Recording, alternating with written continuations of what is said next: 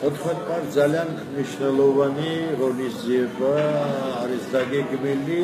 მე ვფიქრობ, რომ ასეთი მასშტაბის ღონისძიება ჩვეული არ არის ქართული საზოგადოებისთვის. საუბარია იმ უდიდეს ყურადღებაზე, რომელსაც უნდა იჩენდეს ჯანსაღი საზოგადოება შეზღუდული უნარის მქონე ადამიანების მიმართ. ეს არის სწორედ მიზანი და იმის გახმაურება, რომ ზუგდიდთან ახლოს აფხაზეთ საქართველოს ადმინისტრაციულ საზღვარზე ცენტრის შექმნა, რომელიც როგორც აფხაზეთიდან, ისე საქართველოდან, ანუ იგივე საქართველოს მოქალაქეებიდან ჩვენ ასე ვთვლით, იქნება მიღებული ბავშვები, ახალგაზრდები და მათ მიმართ განსაკუთრებული ღონისძიებები იქნება გატარებული.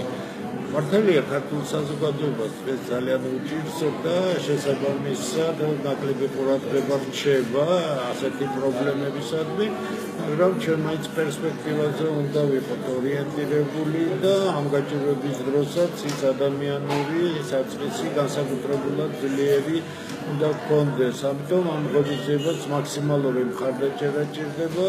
ეს არის პირველი ერთ-ერთი დიდი ღონისძიება, რომელიც მომავალშიც განმეორდება და ყველას მე მოუწოდებ, რომ ყურადღება გამოიჩინოს შეზღუდული უნარის მქონე ადამიანების მიმართ და ამ ღონისძიებების მიმართ.